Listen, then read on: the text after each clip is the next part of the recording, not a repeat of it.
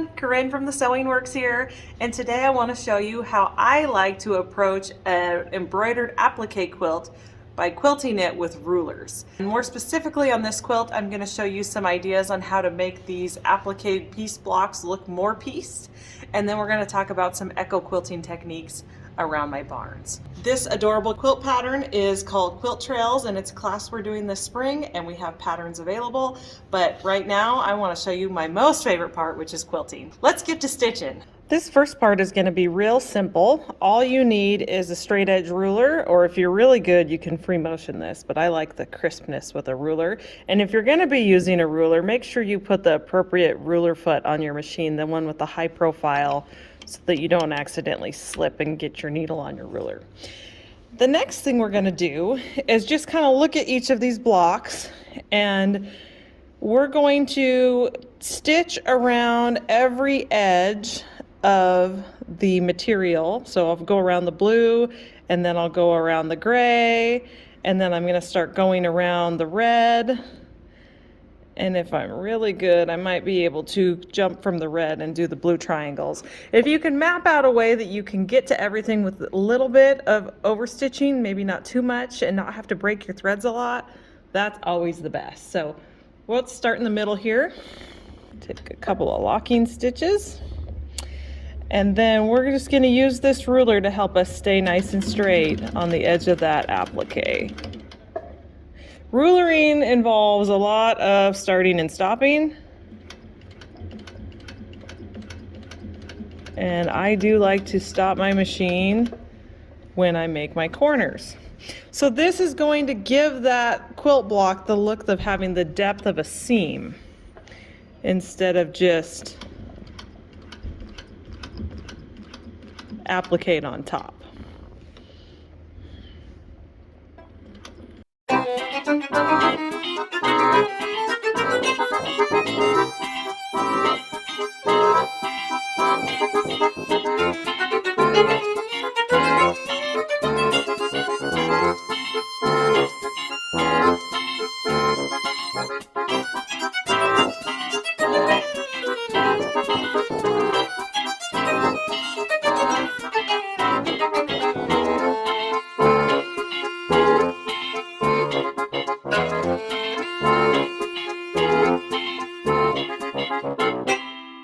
Okay, so now it might be hard to see on camera, but that does give it sort of a three-dimensional look of having seams on the edge of each of those pieces.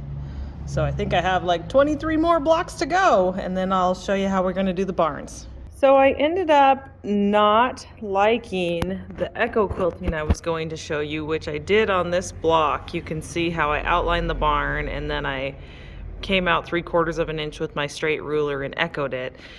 And that did not bring me joy. So I switched gears, and what did end up making me happy was to make these adorable little tractor templates so I could put them all over my quilt.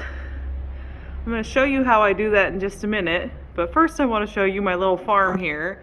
We've got little corn popping up at the top, getting bigger. Over here we have some grass growing.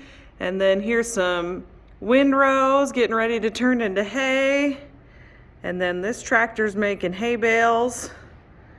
And now we're down to the bottom where I have my attempt at a wheat field. And now the wind's blowing us over here, so we're gonna put one more tractor and maybe just some dirt down in this corner. So let me put you in the stand so you can watch how I do this. Here I have made 2 sizes of tractor templates from an Urban Elements design that I own. And first I print them off, and then I take the thread out of my needle, and you can see all the little holes that I punched in it, which allows me to turn this into a pounce stencil. And I think our tractor is going to be going to the right, so I'm going to leave this right side up. You can also flip it over to reverse it. So I'm going to just put that tractor right there. I've got my blue pounce. That primes it. And then I'm just going to work that pounce in through the template onto my quilt. But that pounce doesn't stay very long. So I always like to get my water erase marker and mark a little bit. Especially the connection. So this comes up like this to do this part of the wheel. And I want to make sure I get all these perfect little circles marked before they disappear on me. Because as I start stitching into this, it's going to be hard, it's going to start disappearing and get more and more difficult to see the travel lines. So I just quickly do a little trace with the water soluble so that it doesn't just vanish on me.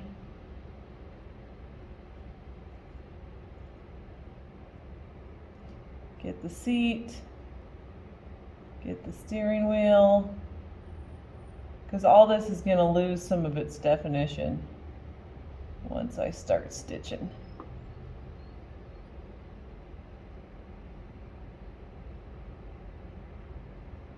I don't think I've done any two tractors the same way.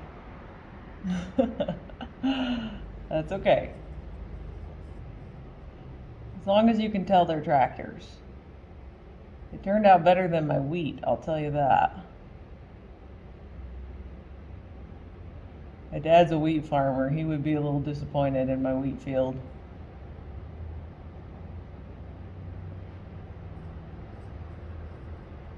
Okay, so I'm probably not going to do the grass this way. I did start that way up in the top corner, but now since I'm gonna do dirt, I'm just gonna make my way into the tractor design using dirt and back out. So let's go over to the sewing machine. I'm using these blocks as kind of blank spaces that I'm ditching around. So I'm gonna just start at the edge of this block and work my way into this tractor.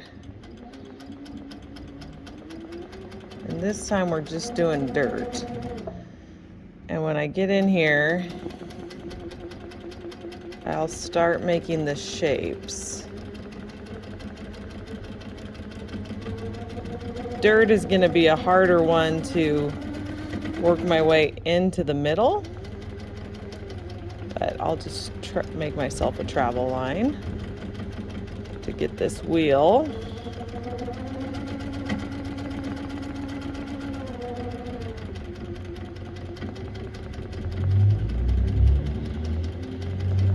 Drawing definitely helps me keep the even spacing of these little spokes or lug nuts that I'm doing, and attempts to make me good at making my wheels round.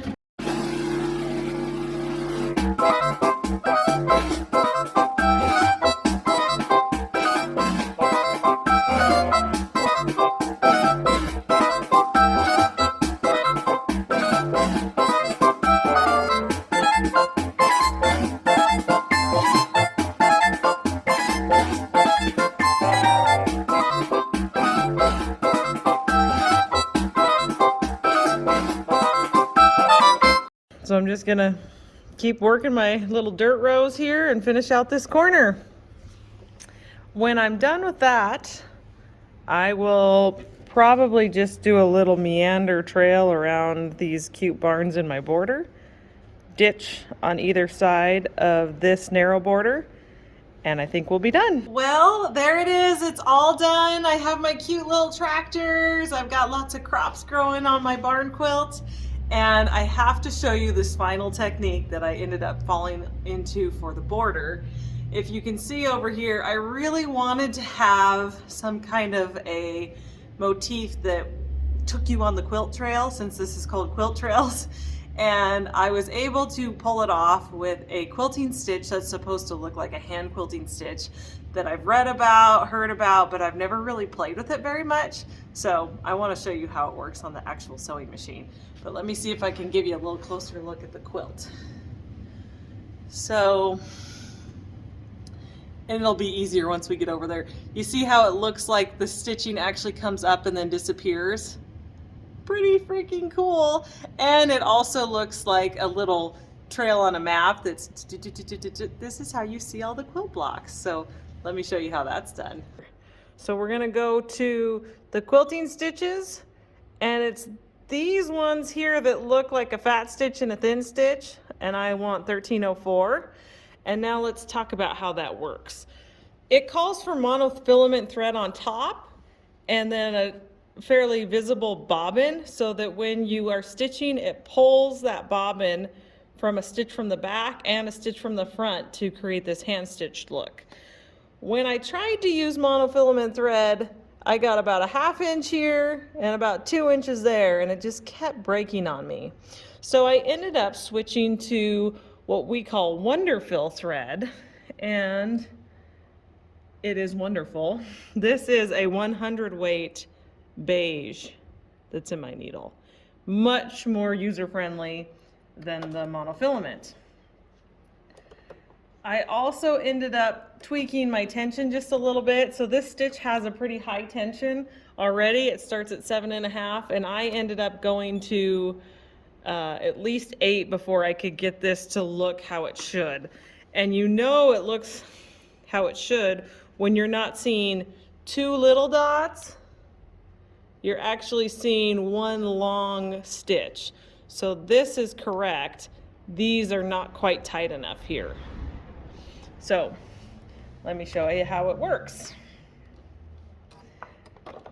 It goes kind of forwards and backwards. And we'll see. I wasn't stitching this fast on the quilt, but it's working now. I have found that it works a little bit better if you're going to use the 100 weight on top, go ahead and put something a little lighter in your bobbin. I ended up going to So Fine in the bobbin. So that's that line of stitching right there I just did. Isn't that cool? So all you hand stitchers out there, I just found the sweetest trick for you. The little cheater way to get it done fast. So this has been a great time quilting with you guys. Thanks for joining me, and I'll see you next time.